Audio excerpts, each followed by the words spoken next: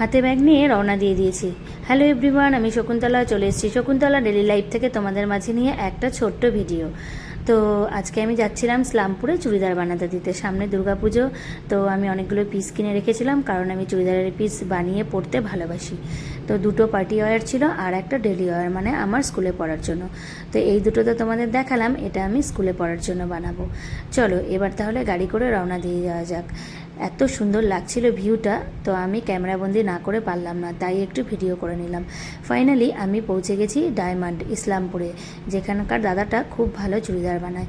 তো বানানো হয়ে গেল, তো আমি এখন যাব স্টেশনে আমার দিদির ছেলেকে ছাড়তে।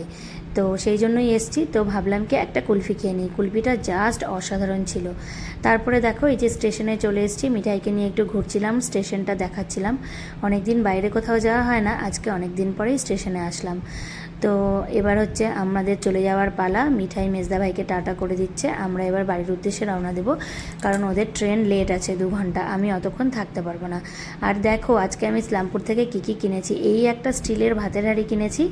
তো আমার এটা ছিল একটা বড় ছোট সাইজ। আর একটা সব থেকে পছন্দের জিনিস কিনেছি, যেটা হচ্ছে এই র্যাকটা। আমার কেকের ঘরের জিনিসগুলো না খুব এলোমেলো হয়ে থাকতো, আমার ভীষণ প্রবলেম হতো। তো এটার মধ্যে আমি এক জায়গায় সব জিনিস রাখবো, কেক বানানোর সময় হাতের কাছে সব কিছু পেয়ে যাব, তো আমার খুব সুবিধা হবে। তো চলো এটাকে ফাইনালি একটু সাজিয়ে গুছিয়ে নিই। তো এই যে এটাকে বসিয়ে দিলাম। তো দেখো আমি এবার এটার মধ্যে এক এক করে জিনিসগুলো, এই দেখো সম্পূর্ণ জিনিস সাজিয়ে দিয়েছি, বেশ আমার হাতের কাছে সব কিছু চলে আসলো। এবার গাছগুলোকে অন্যদিকে নিতে হবে। তো গাছগুলোকে নিতে গিয়ে দেখছি কি গাছের পাতার মধ্যে ধুলো পড়ে আছে।